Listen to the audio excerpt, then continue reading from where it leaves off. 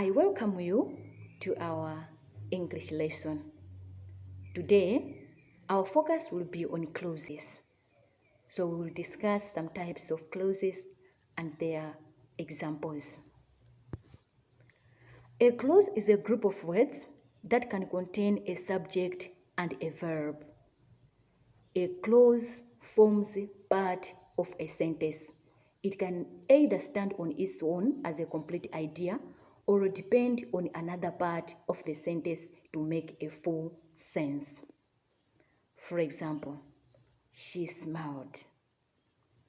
This is a clause because it has a subject, she, and a verb, smiled.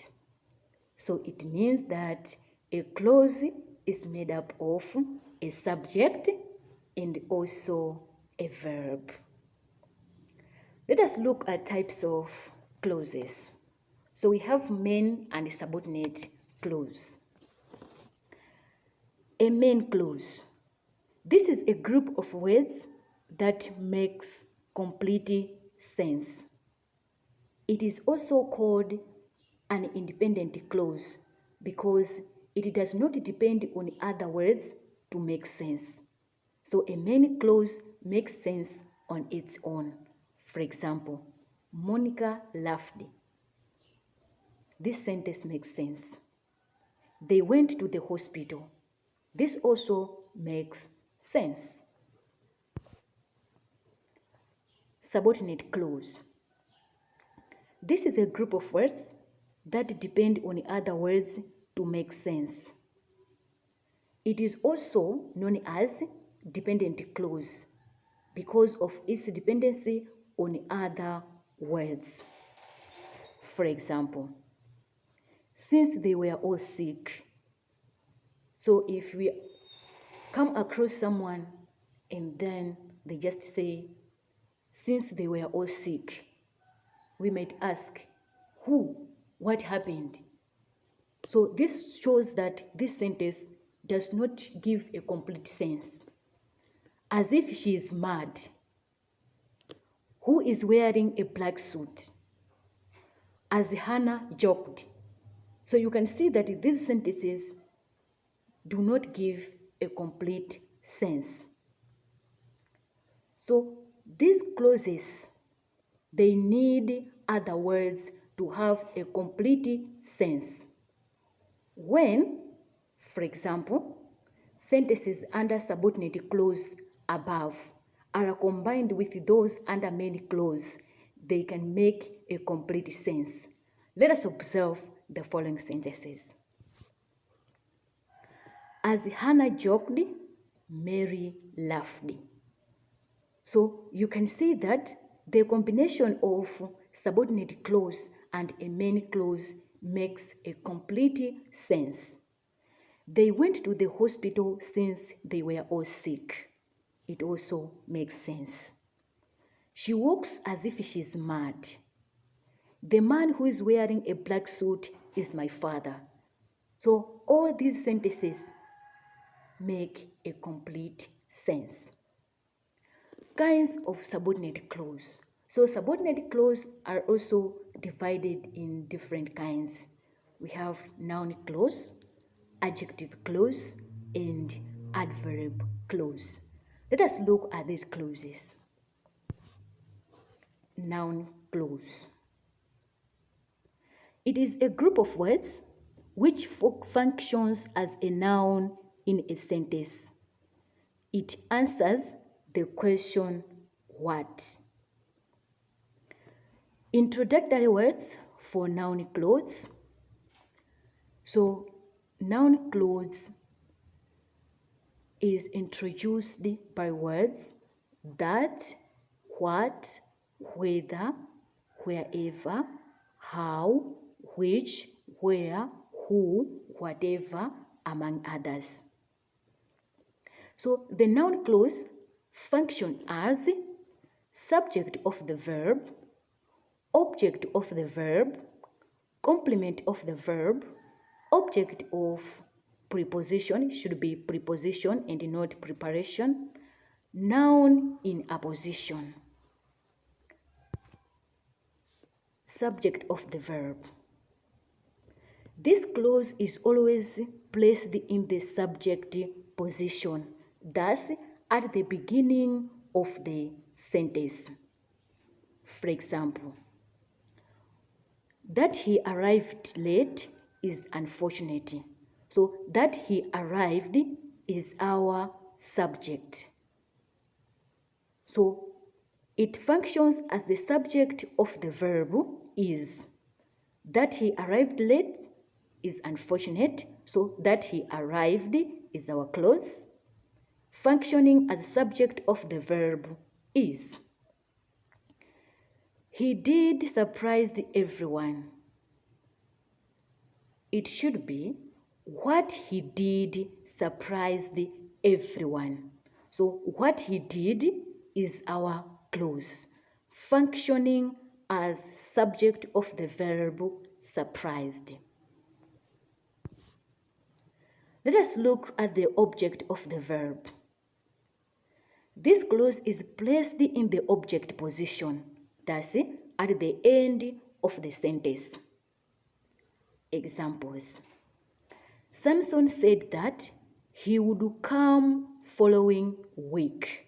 So that he will come following week is our clause, functioning as object of the verb said. I have found what you were looking for. What you were looking for is our clause, functioning as object of the verb have found. Complement of the verb. It is a clause that is also placed at the end of the sentence, but it comes after a linking verb. For example, verbs like is, are, am, were, seem, become, grow, get, look, among others. For examples, it seems that she does not like him. So we can see that our clause is coming after a linking verb, seems. That she does not like him is our clause, functioning as the complement of the verb seems. This is what I have been looking for all my life. What I have been looking for all my life is our noun clause, functioning as the complement of the verb is. The books were where you left them. Where you left them is our noun clause, working as complement of the verb where. Object of preposition. It is a clause that comes after a preposition. So we know this noun clause because it comes after a preposition. For example, the girls ate everything except what was in the container. What was in the container is our noun clause, functioning as object of preposition except. So we can see that except is our preposition. She gave the money to whoever wanted it. Whoever wanted it is our clause, working as object of preposition to. Noun in apposition generally refers to a thing or person which a noun or a group of words in the sentence has already mentioned. So it is simply an extension of the subject. This is the only noun clause which does not affect the sentence when removed, and it is usually not always, but usually, in the middle of the sentence. Let us look at these examples. The accusation that I am lazy is baseless. So we are saying that if we can remove the clause, grammatically, the sentence will not be affected. Let us try it. The accusation is baseless. So we can see that still this sentence can stand on its own. The accusation that I am lazy is baseless.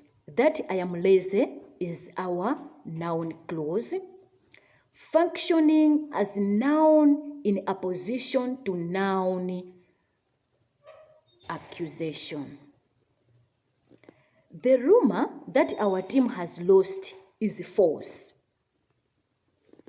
That our team has lost is our noun clause, functioning as noun in apposition to noun rumor.